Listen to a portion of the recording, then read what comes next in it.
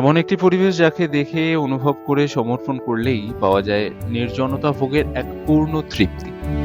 পাওয়া যায় গ্রাম্য পরিবেশ দেখার এমন এক স্বাধীনতা যেখানে মানুষ নিজেকে চেনার এক নতুন পন্থা খুঁজে পায়। ডোকরা, পোড়ামাটির কাজ এবং বেশ কিছু স্থাপত্য শিল্পের নিদর্শন আছে পরিবেশে। সমতলে থাকা বহু বছরের পুরনো মন্দির থেকে শুরু করে পাহাড়ে ওঠার এক সুন্দর অনুভূতি, সব মিলিয়ে পশ্চিমবঙ্গের দক্ষিণ পশ্চিম অঞ্চলে থাকা বেশ কয়েকটি পরিবেশের সমন্বয়ে গড়ে ওঠা এই লাল মাটির দেশ বাঁকুড়া।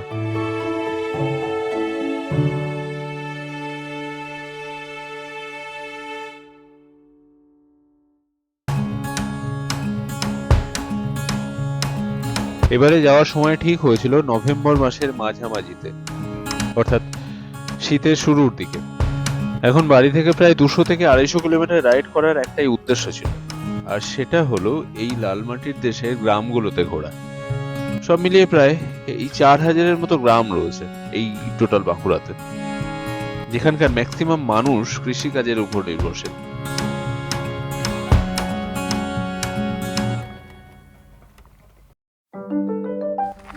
বেশ, দুটো কথা বলছি, কিন্তু সেই কথাগুলো বলার আগে কিছু দেখি, এই জায়গাটা সম্বন্ধে কিছু জেনে নিন, দেখে নিন আগে কিছু। এই যে জায়গাটা পুরো দেখুন, পুরো একদম জঙ্গলে ঘেরা,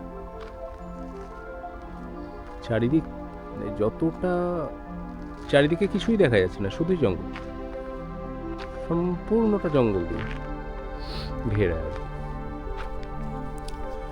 তো বর্তমানে রয়েছি জয়পুর জঙ্গলের মধ্যে। মেন রোড থেকে বেশ কিছুটা ভিতরে এসে এরকম একটা জায়গা পেয়েছি, বেশ কিছুটা ভিতরে এসে বেশ ভালো লাগছে। একটু ভয়ও লাগছে, কারণ আসতে গিয়ে 2-3টে গ্রাম ঘুরেছি, সেখানে আমাকে বলা হয়েছে মোটামুটি 1-2 মাস আগে এখানে নাকি দুটো বাঘ ধরা পড়েছিল। সেটা নাকি বন দপ্তরে এসে নিয়ে গেছে, কিন্তু তারপরে সঠিক তথ্য তারা দিতে পারেনি। অসংখ্য বন্য পশু রয়েছে, তো সেইটার ভয় একটু লাগছে। বাকি তো জায়গাটা জাস্ট অসাধারণ জায়গা, অসাধারণ একটা জায়গা।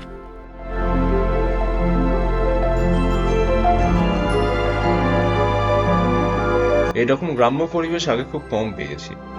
ইচ্ছা করছিল এই গ্রামের মধ্যেই কোনো একটা জায়গায় আশ্রয় নেওয়ার, কিন্তু এই পরিবেশে গ্রামের বাড়ির মধ্যে থাকার ব্যবস্থা তেমন নেই বলতে গেলেই চলে।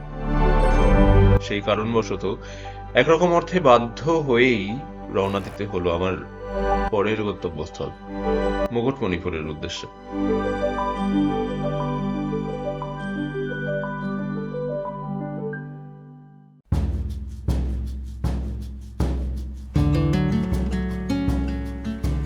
একরকম অর্থে পরিবেশের গুরুত্ব একটু বেশি ছিল। তার কারণ স্বয়ং বিধানচন্দ্র রায়ের তত্ত্বাবধানেই তৈরি হয়েছিল এই বাঁধটি, যেটি ভারতের দ্বিতীয় বৃহত্তম মাটির বাঁধ হিসাবে স্বীকৃতি পেয়েছে।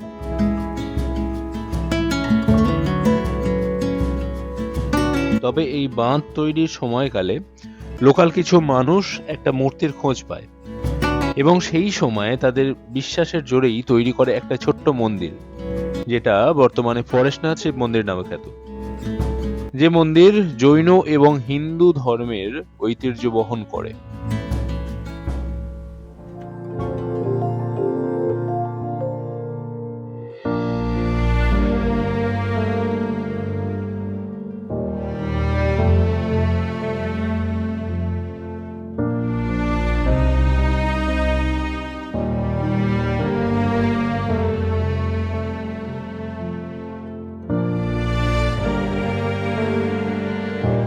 স্থানীয় পরিবেশের মধ্যে একটা বড় অংশ চাষবাসের মধ্যে নিযুক্ত থাকে এবং এই চাষবাসের ক্ষেত্রে পর্যাপ্ত পরিমাণে যে জল লাগে সেই জলটা সেই এখানকার নদী কংসাবতী থেকে।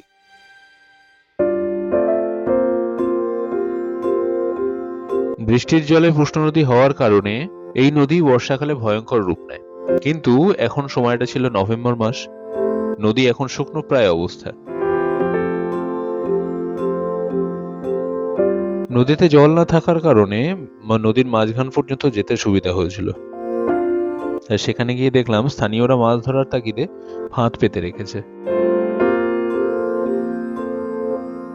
এখন মুকুটমণিপুর পরিবেশটি তার নিজের পরিচিতির জন্য তার নিজের মানুষজন, তার নিজের ল্যান্ডস্কেপ থেকে শুরু করে প্রতিটি অংশ এত সুন্দরভাবে গড়ে তুলেছিল যেটা অন্য সমস্ত পরিবেশের কাছে অনায়াসে গ্রহণযোগ্য হয়।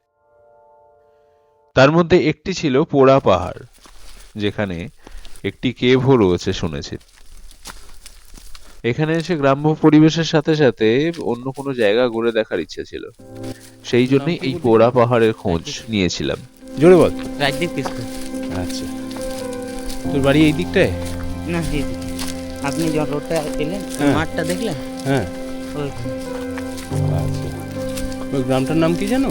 দামোদরপুর। দামোদরপুর। তো তুই বললি তো। চলো। কিছু মানুষ চিন্তা করে আমরা ট্রাভেল করি শুধুমাত্র ঘোরার জন্য, বিভিন্ন জায়গা, বিভিন্ন মানুষ, বিভিন্ন কালচার, এই সমস্তকে উপলব্ধি করার জন্য। একরকম ভাবে তারা হয়তো ঠিকই চিন্তা করে, কিন্তু সব ক্ষেত্রে সেটা হয়ও না।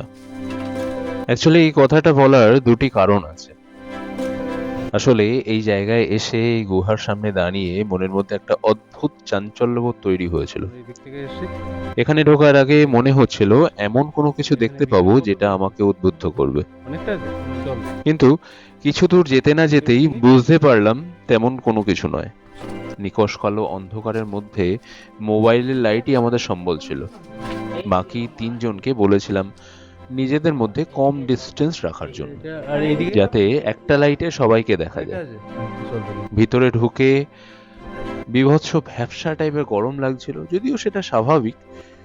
তার সাথে সাথে নাকে আসলো একটা বুনো গন্ধের, আর ভয়টা তখনই লেগেছিল, কিন্তু প্রকাশ করিনি তখন। মনে হলো হয়তো কোনো বন্য পশুর গন্ধ হতে পারে। যাই হোক, যে ভয়টা তৈরি হয়েছিল সেটা নিজের মধ্যেই, আর চলার সাথে সাথে এটাকেও ফেস করতে হয়েছে। আসলে ট্রাভেল করার আরেকটি কারণ হলো নিজের মধ্যে যে ভয়টা রয়েছে সেটাকে একটু একটু করে মেটানো। তার পরেক্ষণেই একটা ফোন আসায় মোবাইলের লাইটটা অফ হয়ে গেছিল। পুরো অন্ধকার, কিচ্ছু দেখা যাচ্ছে না। তারপরে তড়িঘড়ি করে আরেকটা মোবাইলের লাইট জ্বালালাম সামনে এগিয়ে চলার জন্য। কিছুটা পথ চলার পরে দেখলাম গুহাটা শেষ হয়েছে, আর পাওয়ার মধ্যে পেলাম একটা ছোট্ট ছবি, যেটা একটা পাথরের উপরে রাখা রয়েছে, এবং সেটা যে কিসের ছবি সেটাই বোঝা যাচ্ছে না। তার মাধ্যমে এটা বোঝা গেছিল যে ছবিটা অনেক পুরনো একটা ছবি।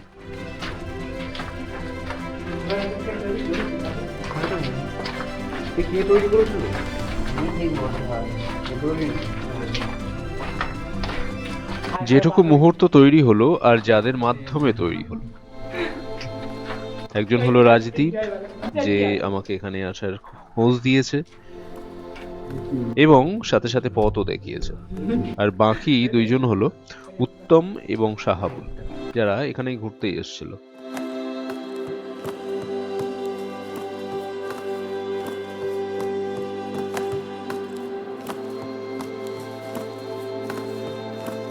শেষমেশ গুহা থেকে বার হলাম এবং বিভৎস ভ্যাপসা টাইপের গরম থেকে একটু হলেও স্বস্তি পেয়েছিলাম।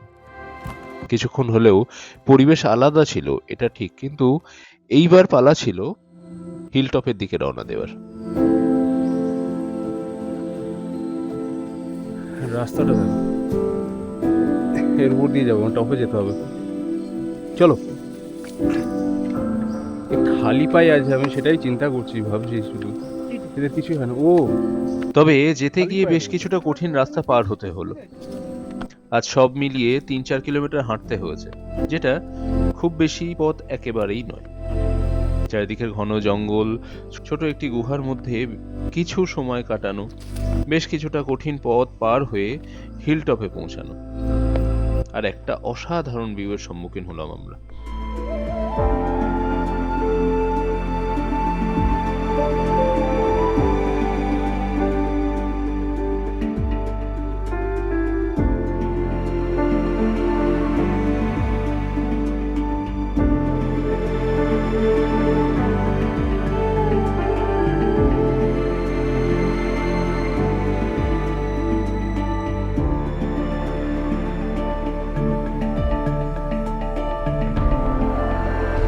পোড়া পাহাড়ে সময় কাটানোর পর শুরু হলো আমার পরের পথ চলা।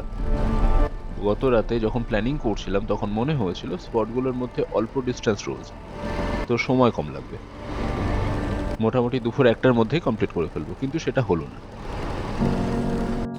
শেষ করতে না করতে 3:30 বেজে গেছিল। এরপরের ডেস্টিনেশন ঠিক হয়েছিল শুশুনিয়া পাহাড় যাওয়ার। দূরত্ব মোটামুটি 80 কিলোমিটারের ঊর্ধ্বে। যাওয়ার পথে বেশ কিছু গ্রামও ঘুরে গেছিলাম। সাইকেল তো ছোট হয়ে গেছে তো, মানে আরেকটু বড় বড়, হয়েছে। আরেকটু ছোট সাইকেল নিতে পারছিস? হ্যাঁ ওইটা আমার সাইকেল, কোনটা ওটা কার সাইকেল? ওইটা আমার, আর এটা কার? ওইটা ওর। এটা ওর? এটা ওর? আচ্ছা, তুই চালাতে পারবি এই সাইকেল? তাহলে দিয়েছিস কেন, চালাতে পারবি না? হ্যাঁ?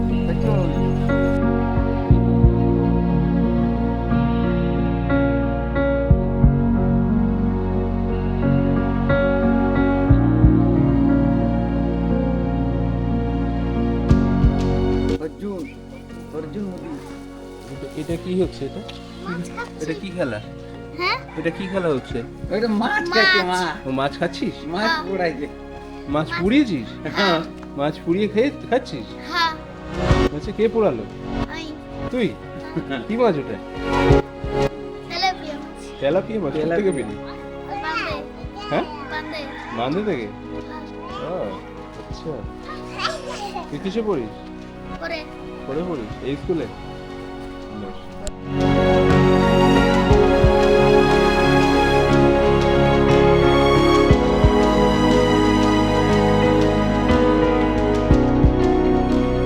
শুশুনিয়া পাহাড় লোকেটেড ছিল বাঁকুড়ার উত্তর পশ্চিম অঞ্চলে।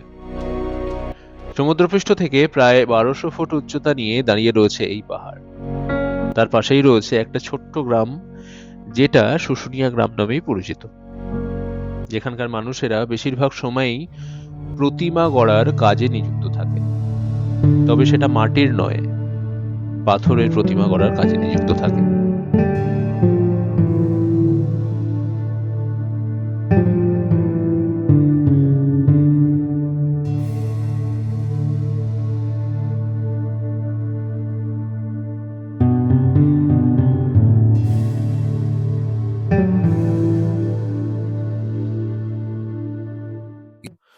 এখন শুশুনিয়া পাহাড় যাওয়ার আগে ইন্টারনেটের মাধ্যমে কিছু জিনিস জানার চেষ্টা করছিলাম।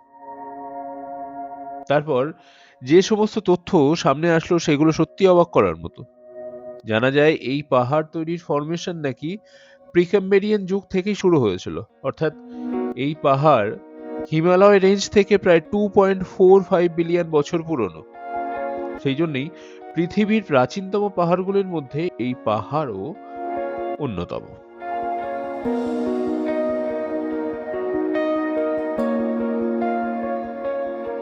পাহাড়ের পাদদেশে একটি মন্দির আছে, যেখানে ভগবান বিষ্ণুর পূজা করা হয়। এবং সেই মন্দিরেরই পূজারি হলেন মানে তিনি। সঙ্গে সঙ্গে দেয় না কারণ দীর্ঘ 16 বছর ধরে যে একইভাবে পূজা করে বহুত আসছেন। কিছু জানার আছে, ঠিক আছে। শুধু সনাতন ধর্মটা তো বাবা আমার কি বল অল্পখানি না। হ্যাঁ ধর্মটার মধ্যে কি আছে না আছে, ধর্মটা কিভাবে, সনাতন ধর্মটা কিভাবে, ঠিক আছে। সনাতন ধর্মটা কি সেইটা তো আমাকে জানতেই হবে, বুঝতে হবে।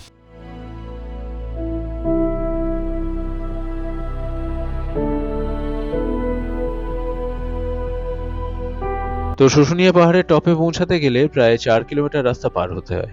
এটাই মন্দির হয়েই যায় আর কি। তবে শুনেছি হিলটপে পৌঁছানোর প্রায় 3-4টে রুট আরো আছে।